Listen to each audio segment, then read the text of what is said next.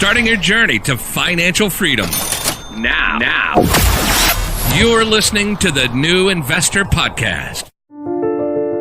I strongly believe that happiness is indeed a pursuit and that it is a daily pursuit. It can be found in multiple situations, conversations, interaction with loved ones, but also achievements that you have encountered in a single day.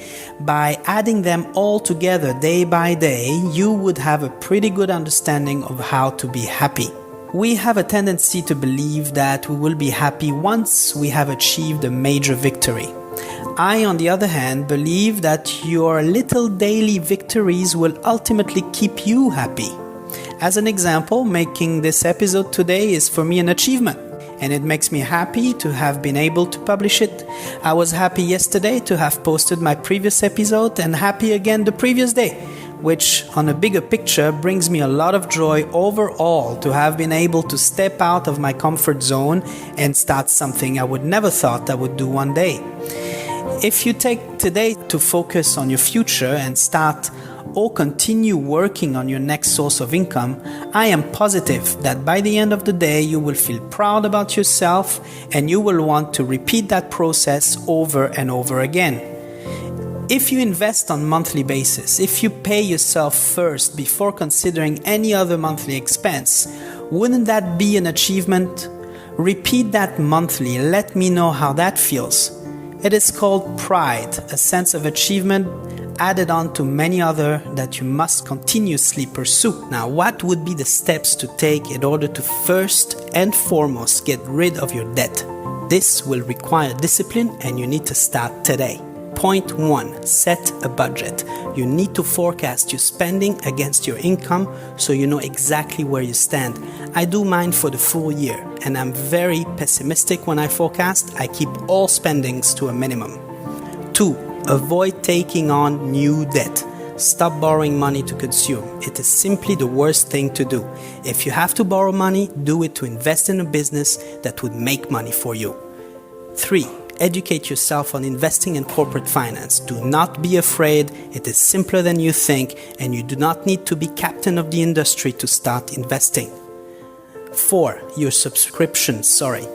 What are they? Start reevaluating your monthly subscriptions. Are they really necessary? How often do you use the service? Are they bringing any value to your life? Are they getting you closer to your goal?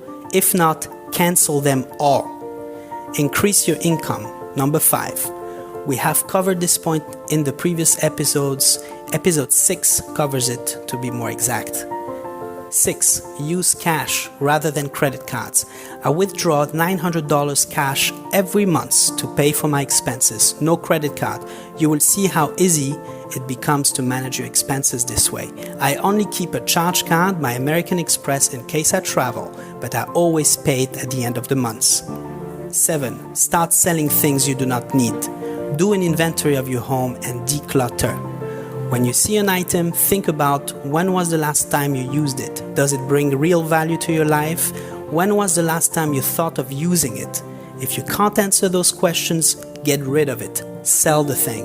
This is all at least a good start to get rid of habits aimed at building debt. Paying off your outstanding debt is a priority, and there is no excuse for not building additional sources of income to that effect, given the world we live in. A world where you can basically start any business from your bedroom. Pay off debt first. By growing your income at work, excel in what you do, ensure you're happy in your current job to do so. If not, quit.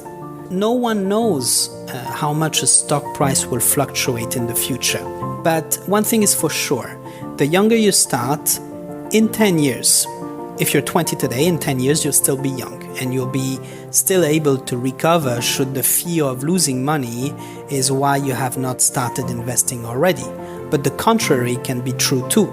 You can actually build an extreme amount of wealth in that time as well. Simple math, but it is a win-win situation. I believe that even if you start at 40, you'll still be young at 50 nowadays. Still have the time to recover any losses or to build fortunes in 10 years. Or by the time you retire.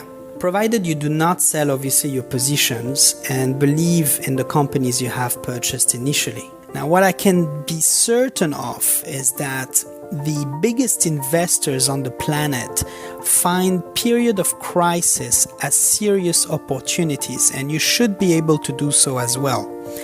We are in it for the long term. We are young, we have time, we are not in immediate need of the money we invest. We are building our future, so it is up to you to define how much risk you can take on your investment as you go along your journey to financial freedom.